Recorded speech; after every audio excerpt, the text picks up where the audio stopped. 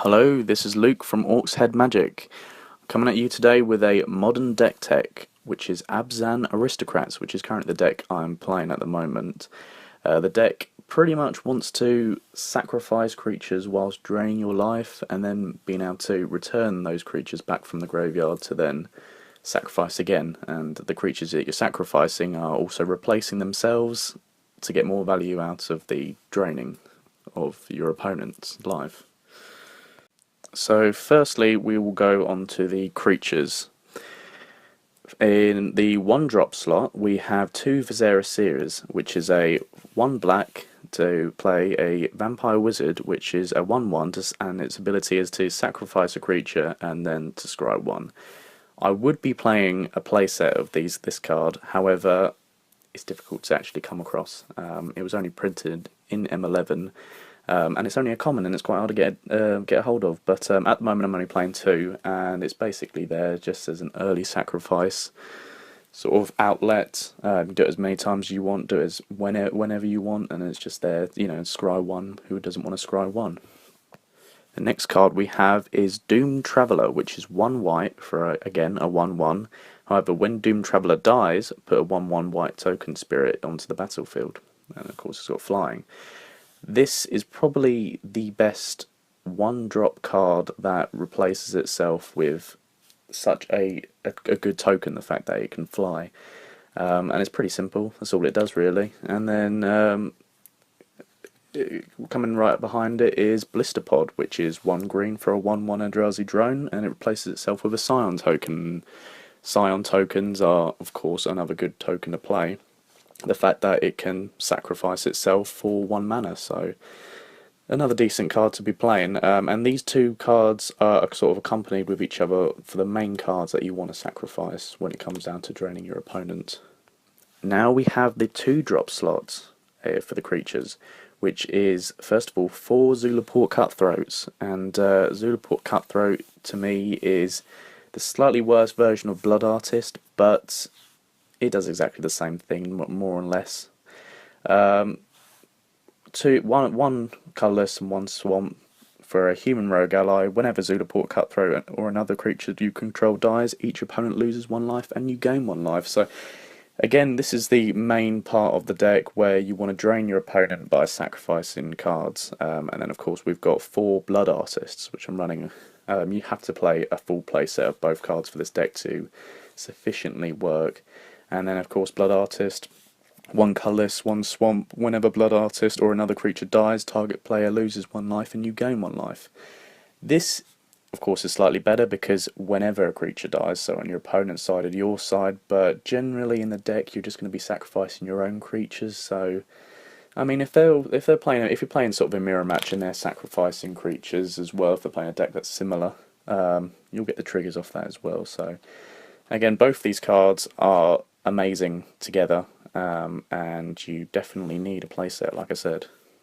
Next we have 3 Satyr Wayfinders. Now, Satyr Wayfinder is just a very simple but very played card. I mean, very well played card. Played in a lot of modern decks. The fact that, well, when it enters the battlefield, reveal the top 4 cards of your library. You may put a land card among them into your hand and put the rest into your graveyard. First of all, the fact that you get a land, I mean, this is a 3-colour deck, so I mean, getting more lands to your hand is, well, good for colour fixing, first of all. But not only that, I mean, you're putting stuff into the graveyard, and with the card you'll see later on in the deck tech, having stuff in your graveyard is quite a good thing because you can get them straight back out again. So that we're running 3 of those. The next card is 3 of Cartel Aristocrat, which is where the deck gets its name from, Aristocrats. Pretty simple, 1 white, 1 black, sacrifice another creature. Cartel Aristocrat gains protection from from the colour of your choice until end of the turn, and it's a 2/2 for 2. So, I mean, it's a pretty simple card. I mean, it doesn't pump itself up, but it does give itself protection, meaning that if they have some sort of removal on the board, you can give it protection. And I mean, you just keep it on the board as a sacrifice outlet, which will stay there. There are a few more sacrifice outlets, a couple more in the deck, but to me this is probably the best one in there. And the final card to round off the creatures is a 3 of Tide Holo Scholar, which is 1 white and a black again. It's a 2/2. And then when it comes into play, target opponent reveals his or her hand and you choose a non-land card from it and remove it from the game. When Tide Holo Scholar leaves play, return the removed card to its owner's hand. I mean, it's very much like, oh crikey, what was that spirit card in Standard at the moment? I cannot remember off the top of my head. Spell Queller, I think it is. Spell Queller. It's very much like Spell Queller. It's one of those cards that, you know, it can't sacrifice, it doesn't replace itself, but it's one of those cards that's an early game card which can remove stuff from your opponent's hand. And yes, just a very good card in general. Now we're on to the instant sorceries and enchantments. First of all, we are playing 2 of Evolutionary Leap, which is 1 colourless and 1 green. It's an enchantment. 1 green, sacrifice a creature, reveal cards from the top of your library until you reveal a creature card. Put that card into your hand and the rest on the bottom of your library in a random order. Now, to me, this is another really good sacrifice outlet. The fact that, I mean, you do have to pay the green mana, but you can do it at instant speed. And it's just another way of getting card draw and getting more creatures onto the battlefield. A very, very good card. Indeed, is probably one of my favourite sacrifice outlets there. Another 2-drop card is an enchantment, and it's Crippled Right. Well, Crippled Right to me is one of my favourite cards from the Shadows block, Shadows of Innistrad block, and Eldritch Moon, because just the mana ramp you can get from it. You can turn your little sort of 1/1 creatures into, you know, mana fixes for yourself. I mean, playing 3 colours, you can get more. You can sort of dump your hand quicker, get more cards out into the field. To me, it is such a good card, and you'll see later on it does combo off with another card which does a lot in Standard. But anyway, yes. So the next card after that is 4 of Return to the Ranks. Now, Return to the Ranks is an amazing card when it comes down to getting creatures back. It is X and then 2 white.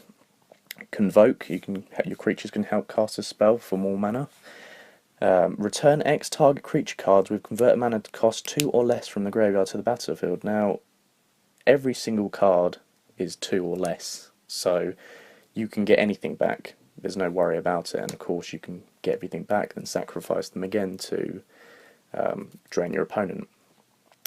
Next we're playing its sort of twin card, a 4 of Rally the Ancestors, which again is X and 2 white. However, this time it's an instant, so you can do it at your end of your opponent's turn, or you could do it, you know, you could sort of, if they go to attacks, and you could you play Rally the Ancestors, get all your creatures back from the graveyard and do some blocks, and then they'll die and drain your opponent. Return each creature card with converted mana cost X or less from your graveyard to the battlefield. Exile those creatures at the beginning of your next upkeep, and then of course you exile Rally the Ancestors at the end. Now, to me, this is probably even better than Return to the Ranks personally, because you can sort of get everything back depending on what the converted mana cost is, so you don't have to play as much mana. Yes, they do exile, however, you know, it's sort of that last ditch attempt to sort of get all the creatures out and then sacrifice them all and sort of win the game. So it's a very good game finisher, and that's why I'm playing a 4 of those. I would probably be playing Collected Company if I had the funds to do so. It's quite an expensive card, so instead I sort of play 4 Rally the Ancestors, 4 Return to the Ranks to sort of cover up that missing card. And the last card we have is 2 Abzan Ascendancies, which is 1 white, 1 black, and 1 green enchantment. When Abzan Ascendancy enters the battlefield, put a +1/+1 counter on each creature you control. First ability is very good. Not amazing for the deck because we don't really care too much about the counters on the cards. Because we can get the pump up on them, but really we just wanted to sacrifice these creatures. It's more about the second ability, which is whenever a non-token creature you control dies, put a 1/1 spirit token onto the battlefield. Now, that is this enchantment is very, very good, especially if you're sacrificing everything and then they replace themselves with spirits, so you then sacrifice the spirit, Or if you've got stuff like Blister Pod or Doom Traveller, where they're replacing themselves with a token, but then they replace themselves with another token as well because of Abzan Ascendancy. So you get a lot of value of killing off your own creatures and then being able to kill off more creatures. And finally, we go on to the land. Unfortunately, I do not have a sideboard for the deck as of yet. That will be sort of. I'm sort of currently creating it at the moment. So we'll go on to the land next. So we've got 3 of Windswept Heath, 2 of Canopy Vista, 1 of Llanowar Wastes, 1 of Overgrown Tomb, 2 Hissing Quagmires, 2 Isolated Chapels, 2 Sun Petal Groves, and probably one of my favourite lands, 2 Westvale Abbeys, which of course you can sacrifice 5 creatures, pay 5 mana and tap it, and then you transforms into the amazing demon Ormondal, the Profane Prince, which is flying, lifelink, indestructible, and haste for a 9/7. It is sort of your last-ditch attempt to win the game. If they've got no flyers out, or if you're very, very low on health, you can sort of switch him over and get this sort of massive bonus. I'm running 2 of them because I don't really want to be playing too many colourless cards, land cards, because of course we're playing 3 colours and you want to get a good mana fixing for that. And then finally we're playing 2 swamps, a forest, and 2 plains. That makes up the deck itself. You need to make sure you have plenty of spirit tokens and a few Eldrazi scions as well for the deck as well, just for the tokens for the cards.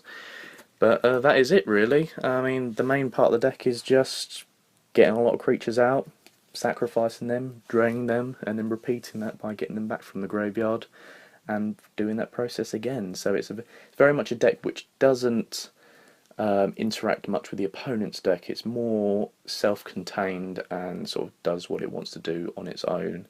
And it's all about sort of setting up a board. So I mean, it can be. I mean, of course, it's weak against grave hate decks. I mean, if you've got someone who's exiling your cards instead of, killing them, you're not going to be getting some of the triggers off of cards. So I mean, it does have its weak counterparts when especially playing other people. But no, it's a fun deck indeed. I love playing Aristocrats. I played a green-black version of it in Standard. But it's a very, very good deck. Anyway, I'll wrap this up from here. Could you please make sure you could like and subscribe to the channel, please? Like the video and subscribe to the channel, please. It'll be much appreciated and it would help the channel out a lot. Thank you very much for watching, and this is Luke signing out. Thank you.